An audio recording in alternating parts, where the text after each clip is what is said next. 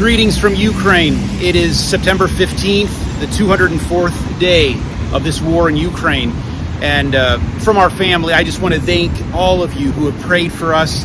We've been back in Zaporozhye here for a week, and the Lord brought us safely here after our visit to the States, and we are very, very grateful. We're just trying to get used to the time change and get readjusted as a family. Here in the city of Zaporozhye, there continues to be missile attacks. Just last night, there was another cruise missile attack by the Russian military on our city. Thankfully, nobody was killed. Buildings were damaged, windows were broken, but we still hear the sounds of explosions here. And there are air raid sirens regularly. And so the people are still living under that constant reminder of the war that's just a few miles away from us here.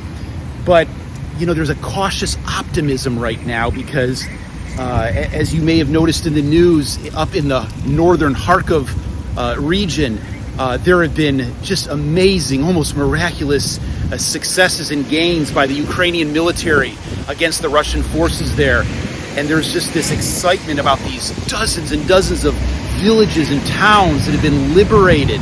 And that's what we've been praying for all of Ukraine, but also for our region here in southeast Ukraine. And it gives hope to the people here as they're praying and so desiring to see an end to this evil war.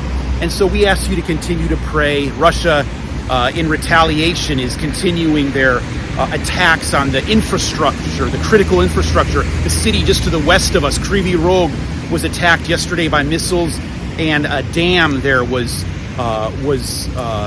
shot and bombed, and that resulted in flooding in Kryvyi Rog, and homes are being destroyed, and electric grids in other parts of Ukraine are being attacked to disrupt and to cause problems here in Ukraine. And we've had even our lights brownouts with the electric here in our city. So please pray that the Lord would bring light. You know, I read in 2 Corinthians chapter 4, verse 6 today, where God says he brought light, made light come into the darkness.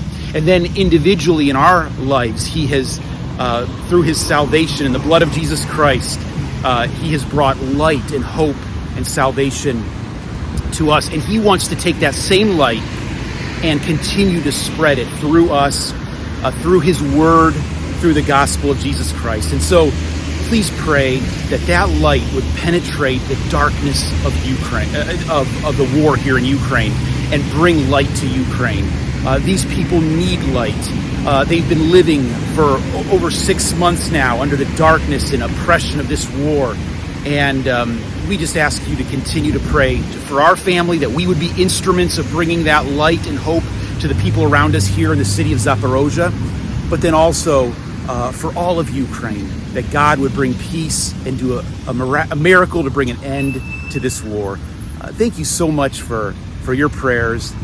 Pray for the churches here in Ukraine that are continuing to serve their own people and tirelessly labor to bring them hope. And thank you for your prayers for our family as well.